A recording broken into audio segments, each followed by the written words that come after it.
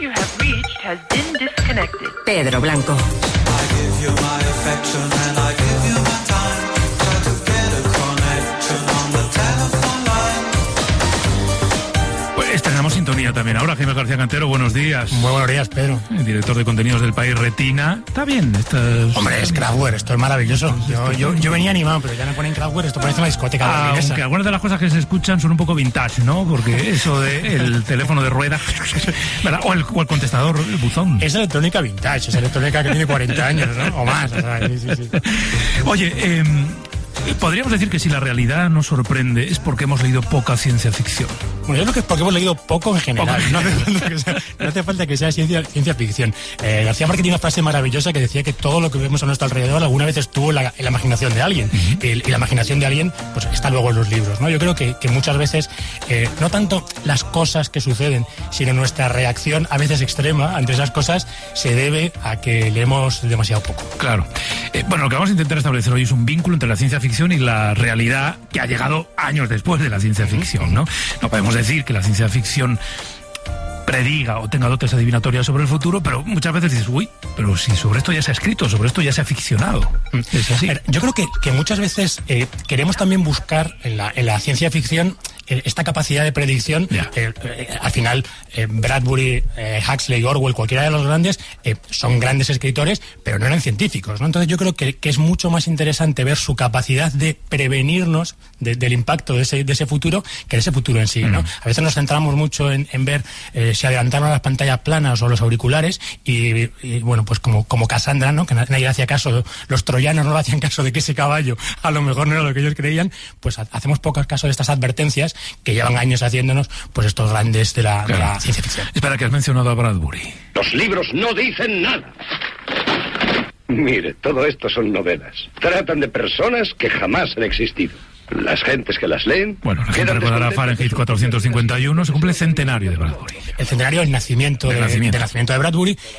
Bueno, pues todos sabemos, ¿no? El autor de entre otros muchos, de Fahrenheit, uno de los tres de esa trilogía, esa sagrada familia, no sé, de los tres grandes libros distópicos del siglo XX, ¿no? Orwell, Huxley y el señor que hoy nos acompaña, que a mí me interesa muchísimo por esta capacidad que tiene de, vamos a decir, de reflexionar sobre cosas que impactaban en el 63 cuando él las escribía y nos siguen impactando hoy. Y eso va mucho más allá de la ciencia ficción.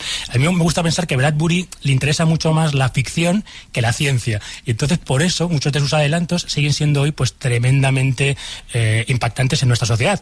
Él insistía mucho en que esto de quemar libros es solamente un símil de lo que puede ocurrir, ¿no? Y que a él le aterraba mucho más una sociedad en la que no hiciera falta quemar los libros porque nadie estaba interesado en leerlos, esos libros. Hoy no quemamos libros, pero tratamos de resumirlos en 280 caracteres. Entonces a mí me gustaría ver qué pensaría Bradbury de un mundo como el que vivimos. Déjame que saludemos a nuestra invitada de hoy, es Laura Fernández. La han leído en las páginas de Cultura del País. Es autora de novelas como Bienvenidos a Welcome o Connerland, publicadas por Literatura Random House. Y nos acompaña en Barcelona. Laura, muy buenos días. Hola, buenos días. Oye, ¿por qué crees tú que nos sigue impactando Bradbury?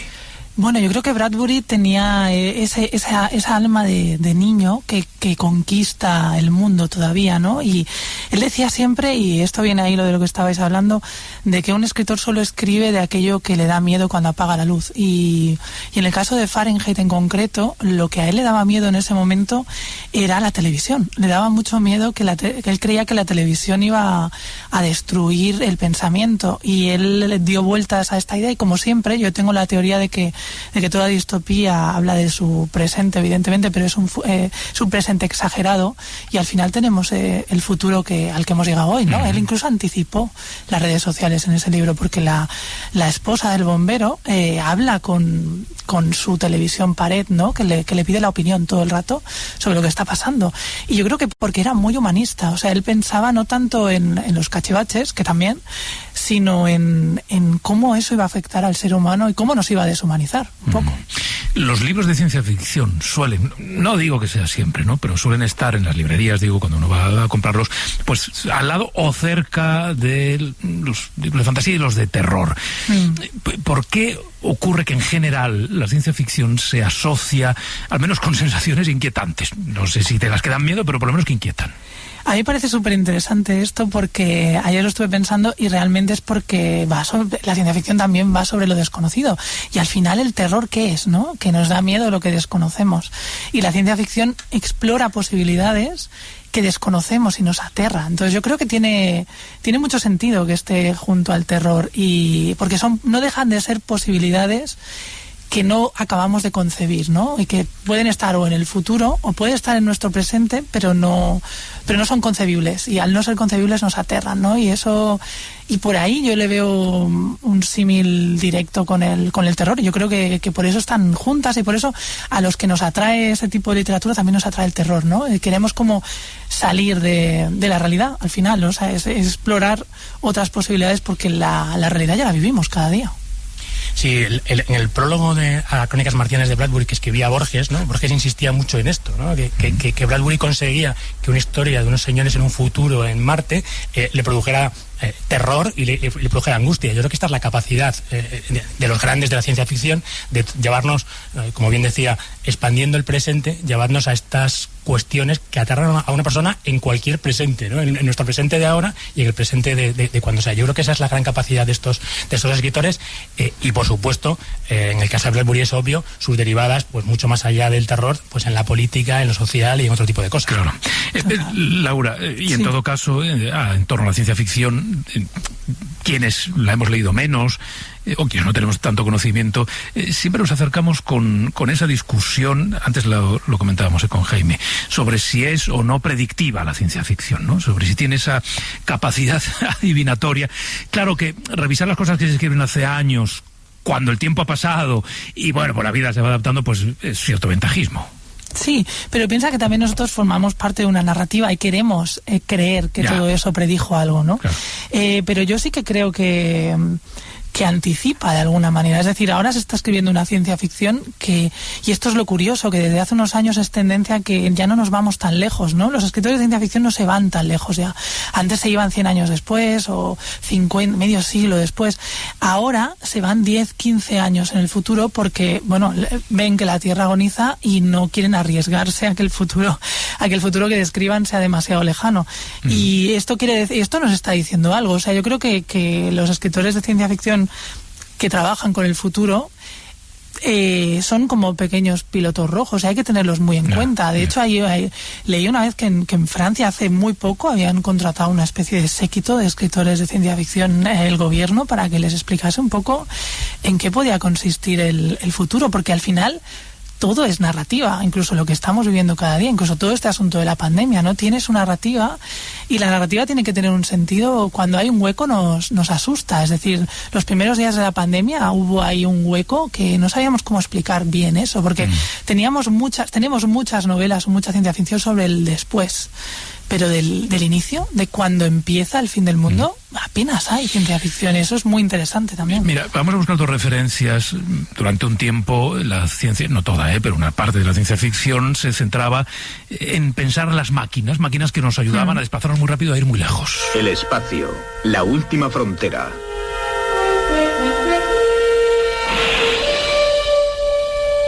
Estos son los viajes de la nave estelar Enterprise en una misión la que nave durará estelar Enterprise, qué cosa tan entrañable. Bueno, se trataba de explorar el espacio. Después el futuro se convirtió en desértico, la épica era la de la supervivencia. Piensen en Mad Max, por ejemplo, que ya tiene unos cuantos añicos, esa narrativa, o en Interestelar. Antes mirábamos hacia arriba preguntándonos cuál sería nuestro lugar en las estrellas. Ahora miramos hacia abajo angustiándonos por cuál será nuestro lugar en la Tierra. Bueno, claro, nuestro lugar en la Tierra. Laura, supongo que la crisis ecológica, la falta de agua, el calor, el cambio climático, las plagas, todo eso forma ya casi parte de la ciencia ficción, aunque sea pura realidad.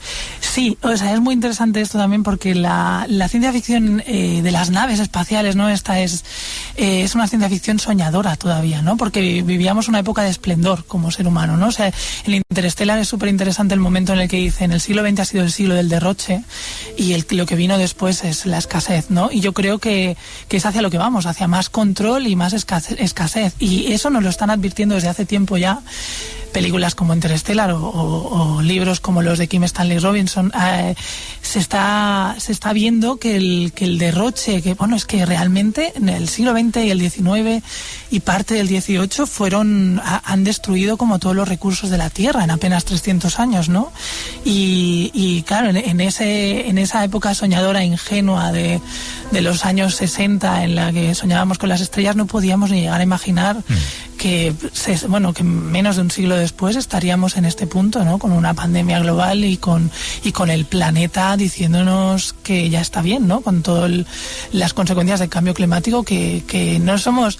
No, yo creo que no queremos ser conscientes de ello, pero todos estos pequeños desastres que ya nos llegan incluso aquí, esto va a ser más común cada vez si no paramos. Y aunque paremos, para nosotros no parará igual para dentro, para los habitantes de la Tierra dentro de 200 años, claro. O sea, entonces todo esto, ahora estamos muy acostumbrados a vivir bien, sobre todo en Occidente, y no estamos preparados para lo que nos está viniendo, pero yo creo que los que hemos leído ciencia ficción, en cierto sentido, somos un poco más conscientes de que...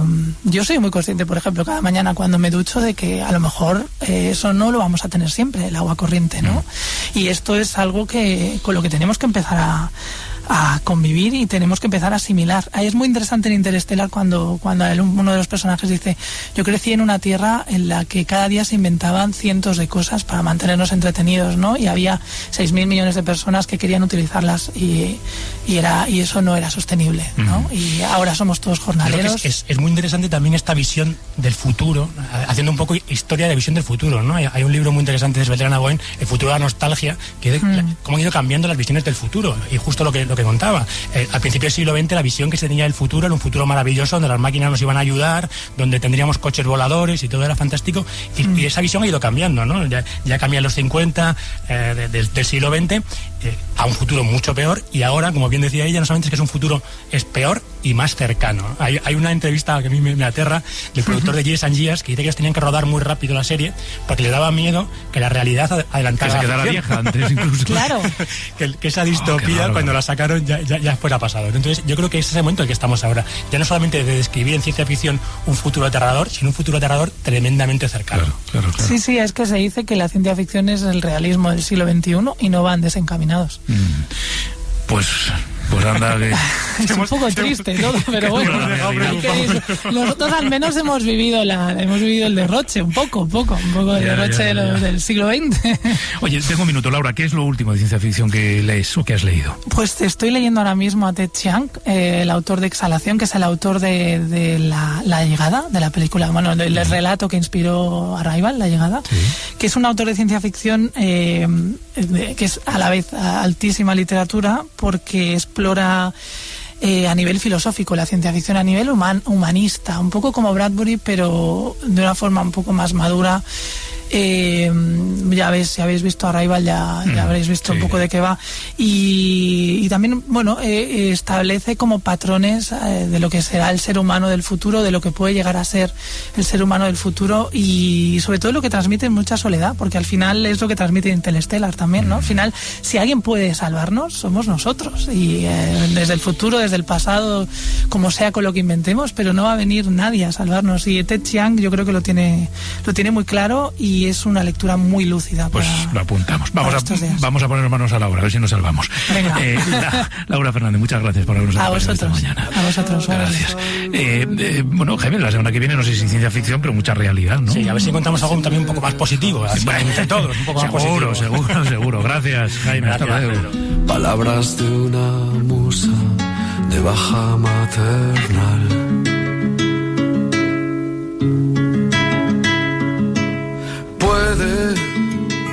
Al fin me conozca muy bien.